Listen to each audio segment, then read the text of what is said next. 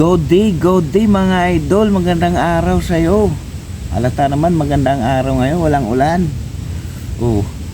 Andito tayo ngayon sa bundok mga idol. Halata naman may kakahuyan at walang ingay ng sasakyan. Kaya halatang nandito tayo sa bundok mga idol. May ikukwento ako sa'yo mga idol, tapusin mo ang video, huwag ka munang mag-skip. Baka sakaling magustuhan mo at malibang ka sa kwento kong ito mga idol. Alam niyo ba mga idol, nung unang ginawa ng ating Papa God ay ang mundo? Alam niyo yan, di ba mga idol? Ginawa ni Papa God ang mundo, million years na ang nagdaan, no? Kaya nung nagawa na ni Papa God ang mundo mga idol, nakita niya parang may kulang. Kaya nilagyan niya ito ng kabundukan. Nilagyan niya ng kakahuyan mga idol. Kaya may kahoy tayo ngayon. At nilagyan niya ng kadamuhan. At nilagyan niya ng mga katubigan mga idol ang mundo, at nilagyan niya ng karagatan. Para makumpleto mga idol, nilagyan niya ng mga kaisdaan, iba't ibang uri ng isda.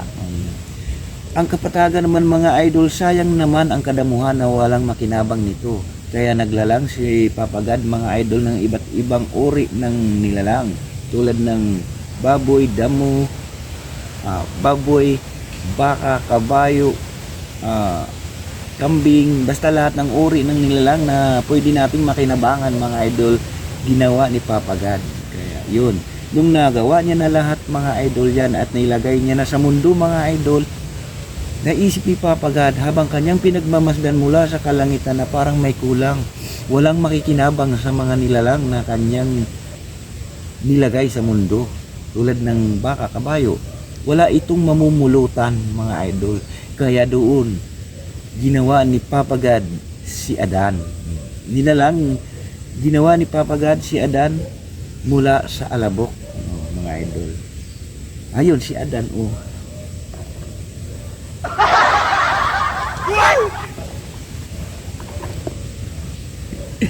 Kita nyo si Adan mga idol, malungkot si Adan. Kung ano-ano na lang ginawa ni Adan. Ayan, may palambi-lambitin mga idol sa kahoy. Kaya sa kalungkutan ni Adan mga idol, naisip ni Papa God, kawawa naman si Adan, wala man lang itong katsikahan. Kaya ang ginawa ni Papa God mga idol, naglalang si Papa God ng kapareha ni Adan. Ayan na nga si Eva. Nung nalalang si Eva mga idol, doon nagsimula ang ating kasalanan. Kay Eva nagsimula ang ating kasalanan mga idol. Bakit ka mo mga idol, makita mo sa social media nakabrat panty na lang? Ano ang maiisip mo doon, ikaw lalaki idol? Anong maiisip mo ron habang yung pinagmamasdan, ang hubog ng katawan at napakagandang mukha, napakakinis ng balat?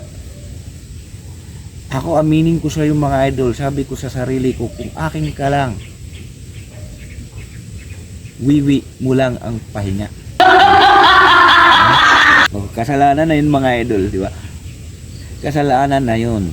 Kaya masabi kong kay Eva nagmula ang kasalanan mga idol.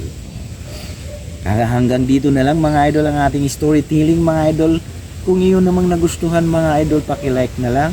At kung anong masasabi mo mga idol, paki-comments na lang diyan sa comment section na sa baba. At paki-hit na rin ang notification mga idol para lagi kang updated sa ating mga video mga idol.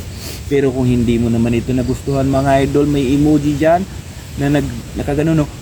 Ibig sabihin yun, hindi mo gusto mga idol, pakipindot na lang yan para malaman ko na hindi mo ako gusto.